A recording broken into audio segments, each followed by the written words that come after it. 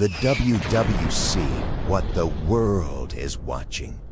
Those friendships So you guys built within the alliance. Essentially, you guys are building a community first server. Yes.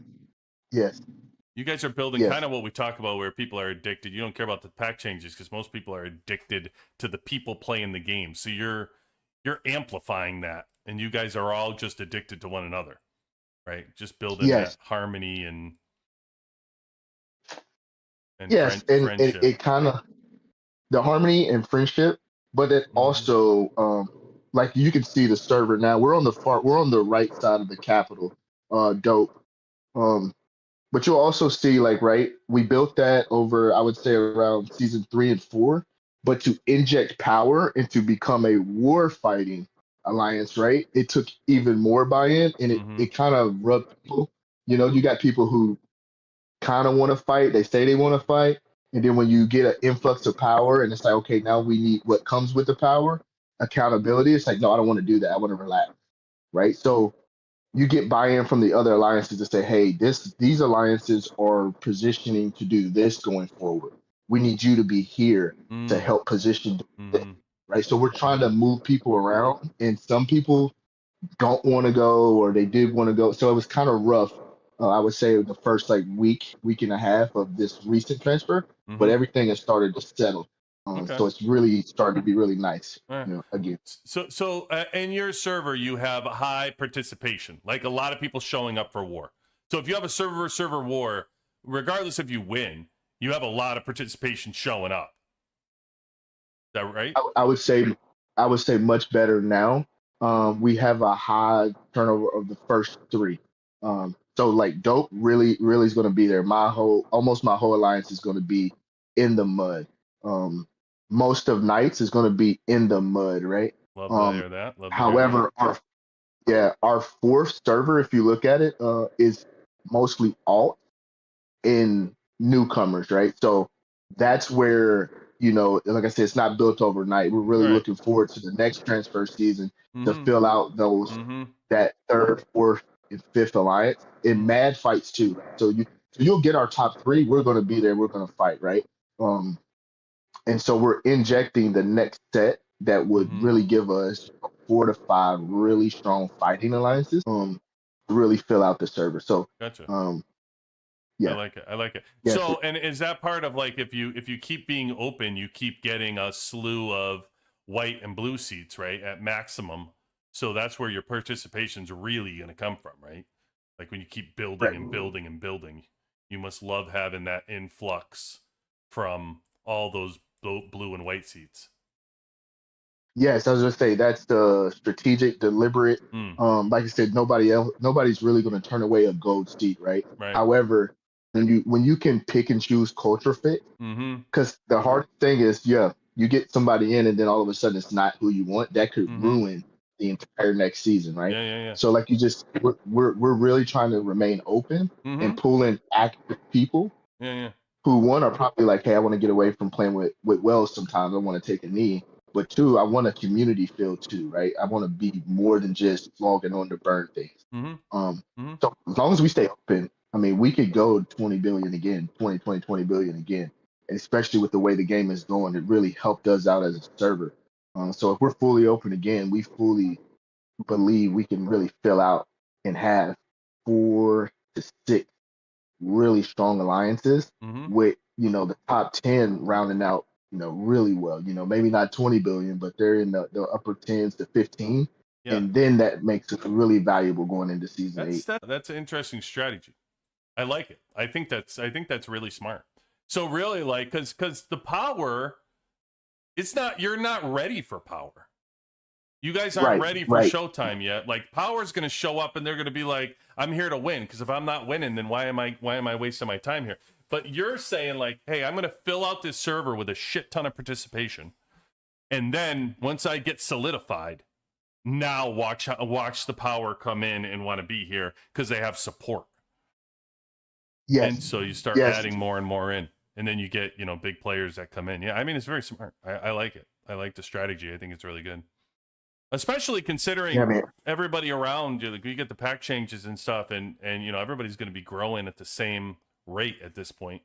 as the game goes. So if you can just keep pulling in the white and blue seats, just I think the biggest thing you have to fight against is turnover, right? So how are you with turnover? Do you have a lot of people leaving, or are people digging it and you get the majority of people staying?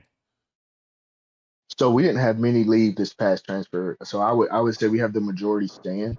And I'm hoping we'll have the majority stay again. There's a few people who came over who are probably thinking about, well, I wanna win now, right? We had a couple big seats come over. They want to win now. So we can't keep everybody, but I would say we probably keep about 95% of our players here at home, which is what helps us turn over. Yeah. And part of that too is we try not to recruit over alliances, right? So as you're looking at our power, we're looking to fill out those alliances rather than replace those alliances, right? That's our family, right? So when we bring people in, hey, we want you to fit this alliance, and this is the way they operate. This is how you would be a perfect fit for that alliance, right? So they don't disappear in the transfer season. We know we've seen that a lot where people just come and take a shell and kind of try to take over. We don't want that. We want people who want to be a part of the alliances that are already built. So see, that's nice that you have that opportunity to have leaders in those other alliances that you can trust. And see, I didn't have that in 184 because I had to run these leaders off because they weren't helping. They weren't online. They just wanted to be in R5 because they wanted to be in R5. They didn't care about the server. They didn't care about helping. So my thing was, if you're not going to help, get out, because I need people here that I can trust. You have that, so that's great. Yeah, that's true. And it's like I'm always on here, right? 670. I'm representing Dope. I'm representing 670, but I'm not the president. I'm not even the leader of my alliance right now. And a lot of that comes to building trust, right? Like I said, I was the R5. But a lot of it's like, okay, I have life going on. I have things happening. Bring people in I can trust. And then the rest of the server understands, like, hey, you don't always have to be the face, right? I'm not the president, but I'm also still leader of the North. I've been here since season 1. It still really is, to me, my server, right? I've always been here. I'm not transferring, right? I'm not leaving. And so the people know me and we know each other. So it's like, I don't really care his position, right? I care the person, right? I trust everything he says or everything that they're doing because they've always kept our word, right? And that's the big thing for me. I try to keep my word. And every R5 tries to keep their word, right? If you're in a leadership position here, you pretty much can trust our word, We try to always keep our word. And that's big in Last War because I've seen people not do that, right? They lie to get people in and then they do something totally different. Yeah, well, I mean, I think you're touching on all the major points. Echo what Shady said is exactly what Smith was saying the other day when we had him in from NOS, who's a leader who basically said, you have so much participation on the server. When you look at somebody like Doberman, who's president, he doesn't need to communicate with 400 people. He just has to communicate with 5, 4 or 5, because they are the ones that you trust that can control that. So, and what Shady was saying, like, I don't have another person out there. It really cripples your efforts across the server because you need that. You need to have people that you can rely on that can be responsible and can get everybody else geared up and going. Like if you're at night, you don't want to hear that you can't reach somebody at Dope when you're in the middle of a season or in the middle of whatever, and you're trying to capture something. You have to be able to hold on to, like, be able to get communication going. So yeah, I think our next step is and like listening to Shady and UQB and the WWC, our next step in growth is activating more Discord usage or more voice chat, right? Because trying to message somebody on Last War, it gets lost. A lot of stuff gets lost in translation, right? Versus a phone call is very easy, right?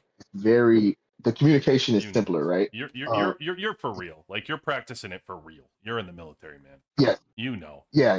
You know. You don't have communications. I'm sure you're screwed. Like you need to be able to communicate. Yep. So that's the next thing, right? And again, that's another level. Like I said, I think we're one transfer season away from having possibly, the right people on the Discord calls. And we'll see how that works out when the season comes up. We're gearing up and posturing for that as a server. But I say the main thing is, right, it's just unity, right? We all work together, even during the transfer season, right? We work together to pull in the people that's needed. QB18, out. Hey, you made it to the end. Thank you for taking the time to watch. Subscribe and turn on notifications to be notified when our next video drops, and continue the conversation with us over on our Discord. Proud member of Team UXW and Server 118. Congratulations to the team on winning Season 6. Damn!